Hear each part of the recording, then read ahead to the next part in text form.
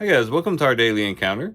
In Joshua chapter 9, we read about the Gibeonites and how they tricked Joshua and the elders of Israel. Joshua was commanded not to make an oath with any of the inhabitants of the land, but they were to overtake them and to take over the land.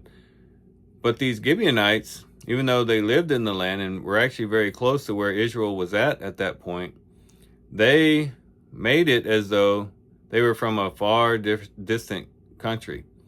They made it look like they had traveled very far to seek an oath with Joshua there. They had worn out sandals, they had torn clothes, they had wineskins that were old, they had stale bread. They just did everything they could to make it look as though they had traveled a very long way. And Joshua and the elders at first, questioned them, but then they see that, it did look like they had gone on a long journey, and so they enter into an oath. And we're told specifically in verse 14, it says, "So the men of Israel took some of their provisions, but they did not ask for the command of Yahweh." They didn't seek the Lord in that situation. It seemed very obvious what they should do. From everything that they could see, these individuals really did come from a far country, and they thought perhaps that it was harmless to enter into an oath with them because they could clearly see they were from a distant country from their vantage point. And they didn't ask for Yahweh's command. They didn't seek God's counsel.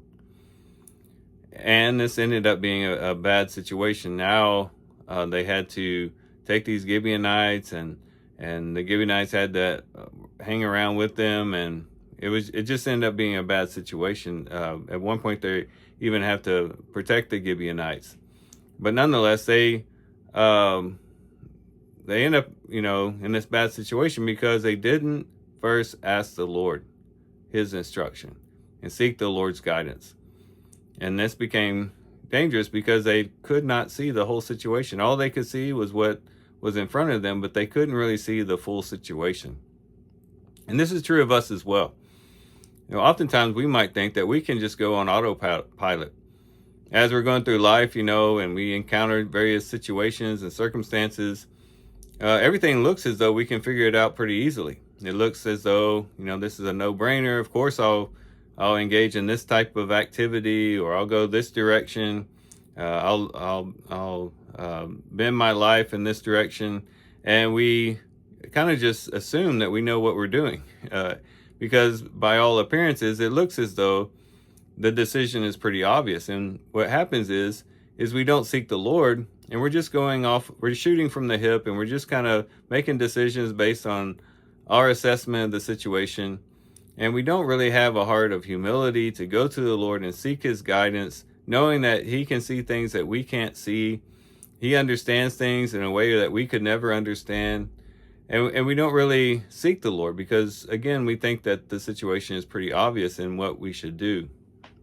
But this story should teach us that in all of the things that we do in life, whether it's the day-to-day things or it's the major decisions of life, we need to be seeking the counsel of the Lord.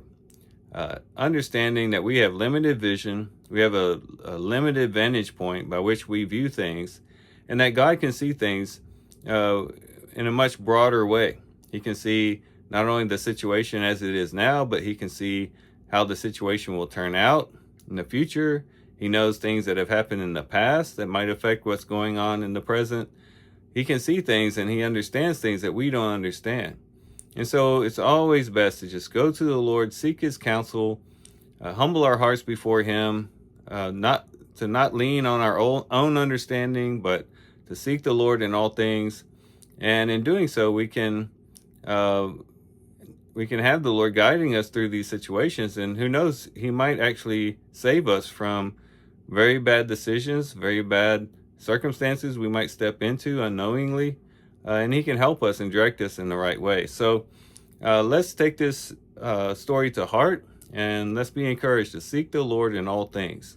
And with that, guys, I do thank you for watching the video today. Hope you guys have a great day. Love you guys. God bless.